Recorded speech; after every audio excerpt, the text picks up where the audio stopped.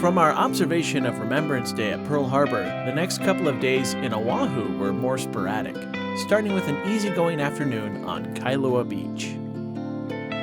Dinner that night was at Kono's, a local barbecue joint that had a variety of options, many featuring their pulled pork called Kailua Pig. They also offer hand-spun milkshakes.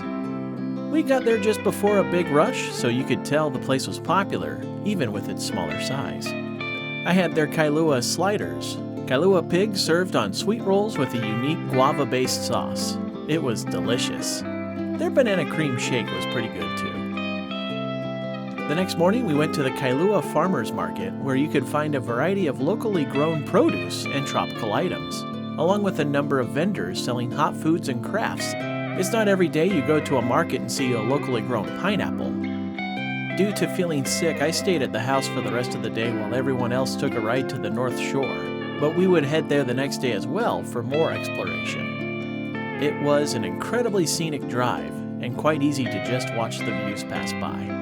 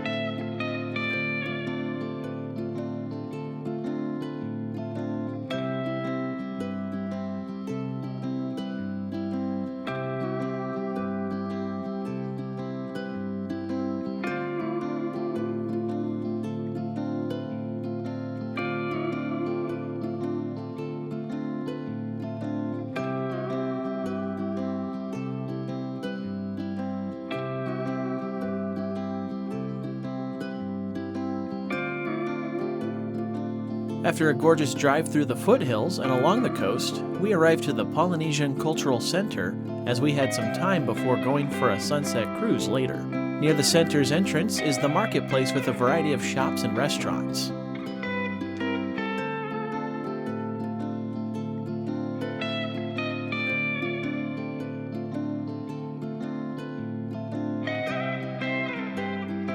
From the central plaza, you're greeted by Hamana Kalili, a Hawaiian who is credited with creating the shaka hand gesture, extending the thumb and pinky while curling the other three fingers. Just past Kalili is the Polynesian Football Hall of Fame, which pays tribute to the greats of the sport from the Polynesian Islands.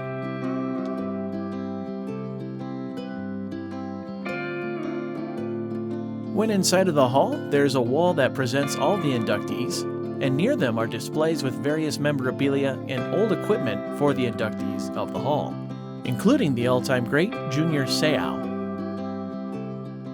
A few stood out to me personally as a fan of teams from the Pacific Northwest, seeing a display for former Seattle Seahawk Manu Tuiasosopo and his son Marquez, who played for the University of Washington, as well as the great Seahawks linebacker Lofa Tatupu. Each display comes with a video touchscreen to share highlights for the different players.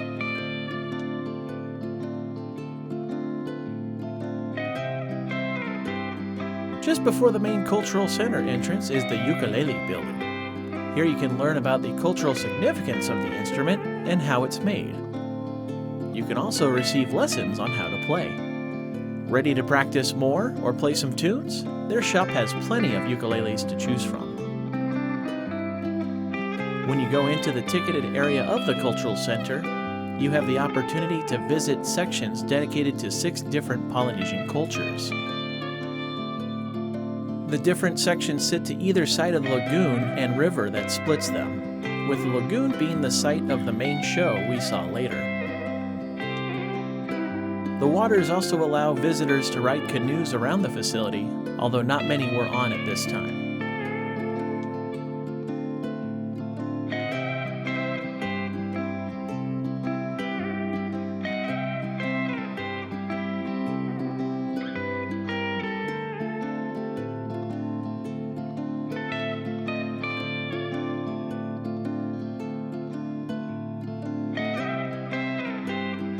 The section we spent the most time in was the Samoa section. when in each section you can observe presenters who share the different aspects of their culture. The chief was rather entertaining with his humor, and it was fascinating to learn about how the Samoan people would prepare and use the coconut, along with showing how they climbed the coconut tree to retrieve them. Talofa. Oh, come on, Talofa. You know, today is your day, like it or not, you chose to be here. There's no other choice. To have a good time. Are you ready for a good time? You're in the right place. This is Samoa. Everybody say Samoa. I'm going to show you how to husk it using this. I'm Bruce Lee's brother. I'm lonely and ugly. First step, sit down.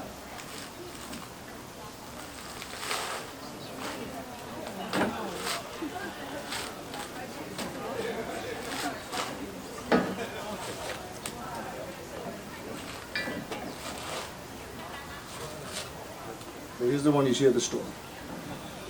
Without that, look at those fibers. Dental floss, hair replacement, hair extension, wash the dishes, shower, toilet paper, make the fire, make the milk, make the rope, tie the house, the canoes, the weapons, the tools. The original fishing line, fishing nets, just to name a few. That's a lot in there, and more.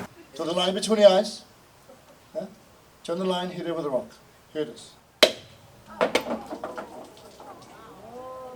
best part, right here.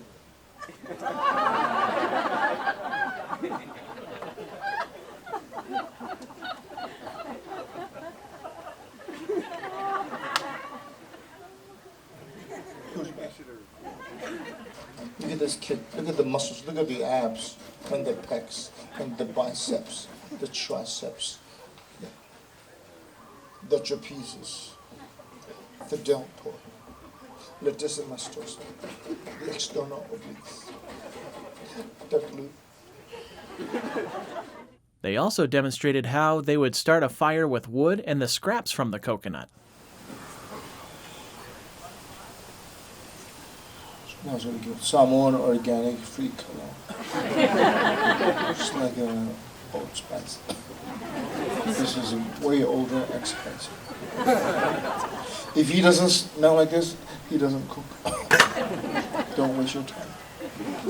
Don't go for the looks, go for the smell. If he has both, good for you.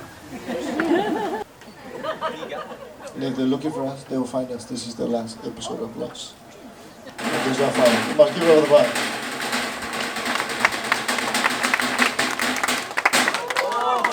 This is why I'm hot. That's why you're not. That fire came in handy as they followed up the main stage presentation with a fire knife dance.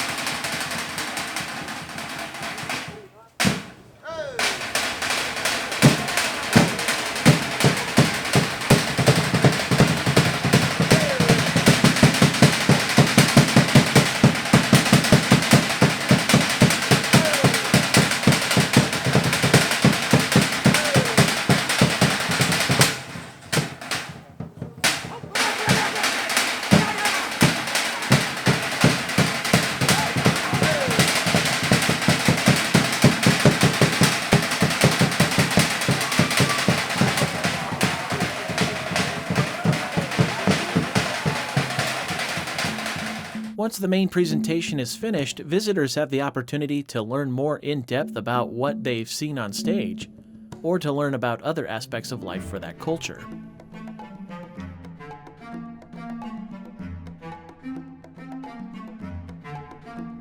Each area also offers you the chance to see the unique artwork and crafts of each cultural group, along with their buildings and boats that were specific to them.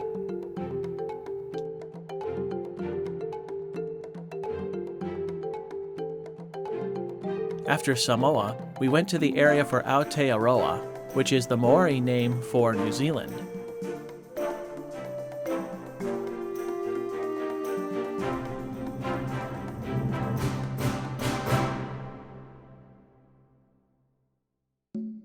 While walking through this area, it's hard not to appreciate the amount of detail in the trim of their architecture and artwork.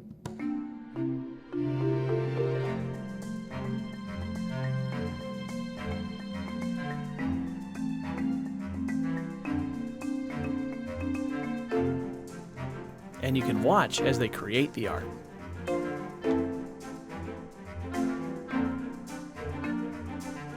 Another unique aspect of the Aotearoa area is the poi lesson. Poi is Maori for ball and was used as a training tool for weapons, but now used as a pastime and part of Maori dances.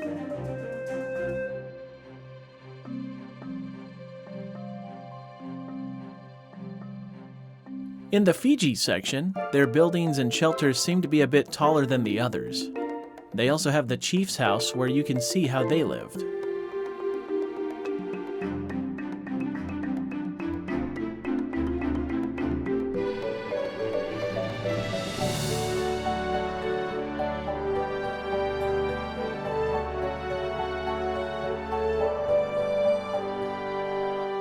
Unfortunately, we started to realize that we had made a bit of a mistake as the demonstrations were on hold for the afternoon show, and the show ended around the time we needed to leave, so we took a brief walkthrough of the Tonga and Tahiti sections.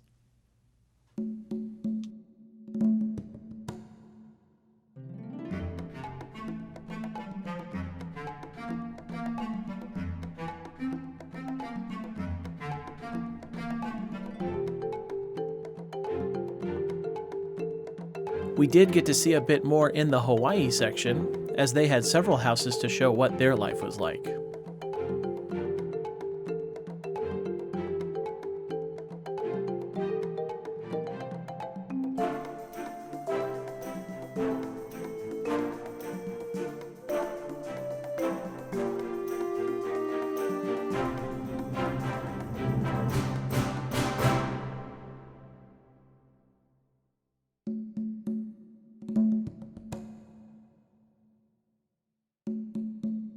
If you do come to visit the Polynesian Cultural Center, plan to give yourself the majority of the day if you wish to see more of the demonstrations and to interact with the presenters. Heading back to the front, we did watch the last part of the show since it was on the way. It takes place in the lagoon, where performers dance on floats that move about the water. Since everything stops for this show, just about everyone visiting the center that day will likely be there for the show. So it's best to come before the beginning for a prime seat. The show itself is a lot of fun.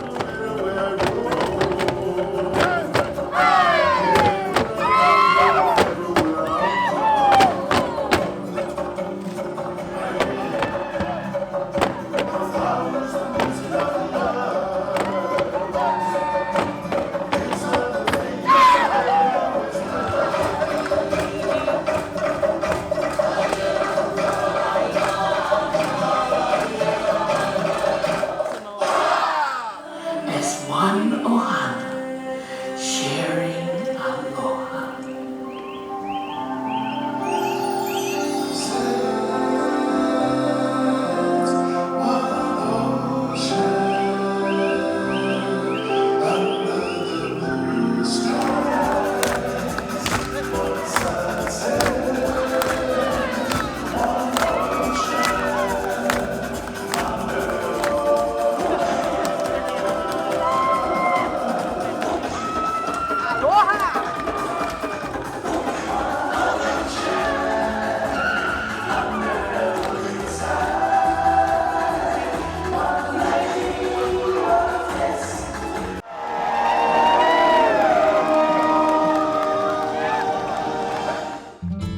bit of a drive to get to Halewa, where our sunset cruise would depart. The North Shore offered us the chance to see some decent wave action.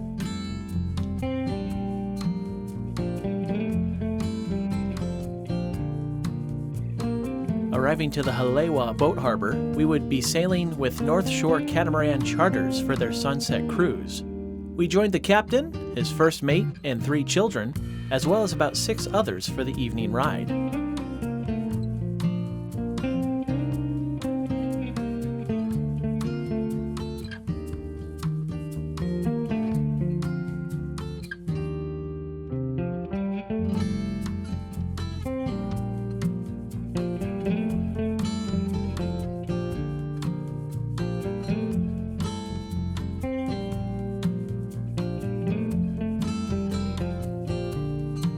Once we were far enough out into the ocean, the sails were raised, and we just cruised along, rolling with the waves and taking in the views.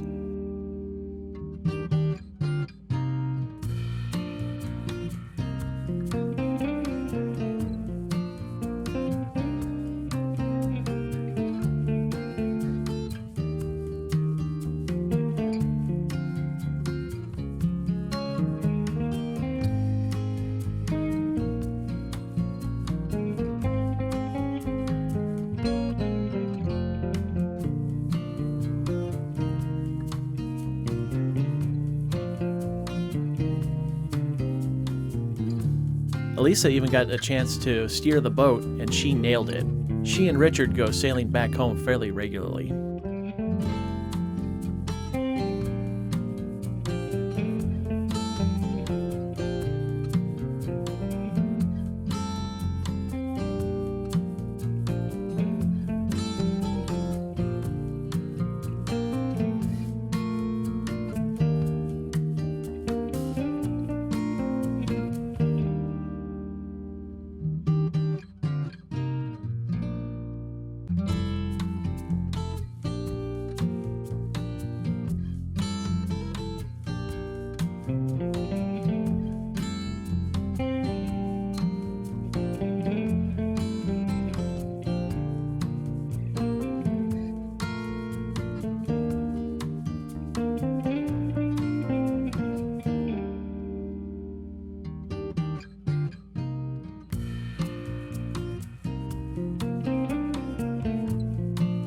The real treat of the journey, though, was getting to watch the sun as it made its way below the horizon and behind the mountains of Oahu.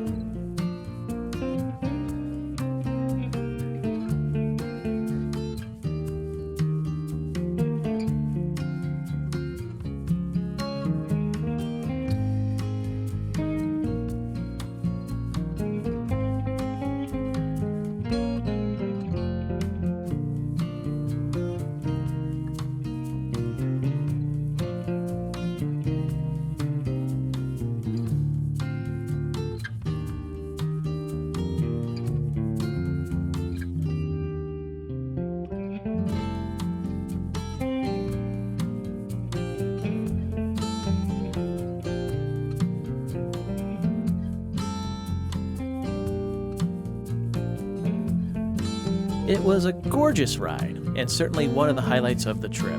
The past couple of days had felt nice and relaxed compared to most of my recent trips, and while this trip lacked roller coasters, there would be an emotional one the next day. Thank you for watching this video from Coasting with Culture. If you haven't already done so, please consider clicking that subscribe button down below if you'd like to see future videos. You can also find Coasting with Culture on Twitter and Facebook as well. And of course, for more travel experiences, visit coastingwithculture.com. Until next time, take care and safe travels.